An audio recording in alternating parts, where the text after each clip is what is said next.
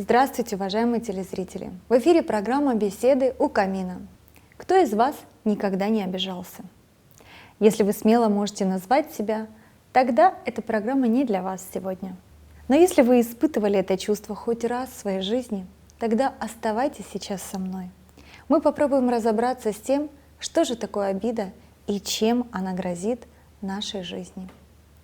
Начать программу я хотела бы с одной истории, когда ученик попросил своего учителя научить его никогда не обижаться. Учитель посоветовал ему взять прозрачный пакет и каждый раз при обиде на человека добавлять в этот пакет по одной картофелине. Задание это вначале показалось простым и даже смешным для ученика, и он с легкостью его выполнял. Но уже очень скоро пакет стало тяжело носить. Картофель стал портиться и покрываться скользким налетом. Вскоре зацвел и стал издавать резкий неприятный запах. Вернувшись к учителю, ученик попросил объяснить ему смысл этого задания, на что услышал ответ, что то же самое, что произошло с картофелем, происходит и в нашей душе, когда мы обижаемся. Поэтому каждый раз перед тем, как обидеться, важно подумать, нужен ли нам такой груз. Действительно, каждый раз, когда мы обижаемся на кого-то, мы принимаем ношу в свое сердце. Нам кажется, что если мы обидимся на другого человека, мы сделаем хуже ему.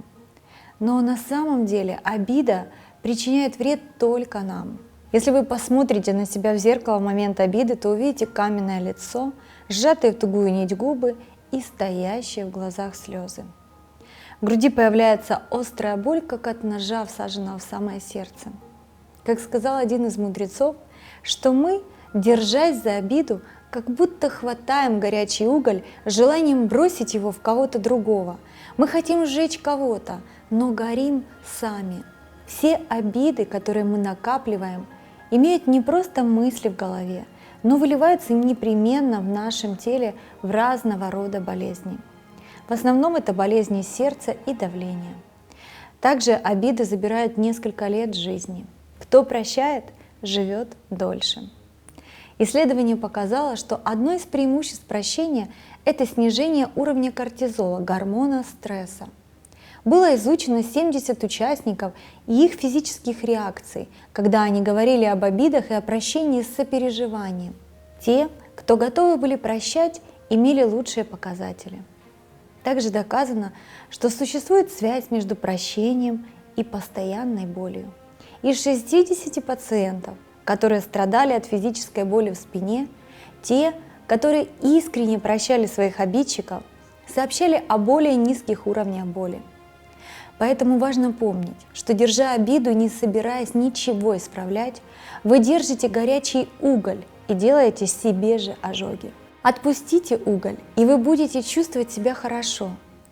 Через некоторое время ваше тело поблагодарит вас более низким уровнем давления, здоровым сердцем, более высоким болевым порогом и продлением жизни. Помните об этом каждый раз, когда собираетесь обидеться на кого-то. Будьте счастливы сегодня и всегда.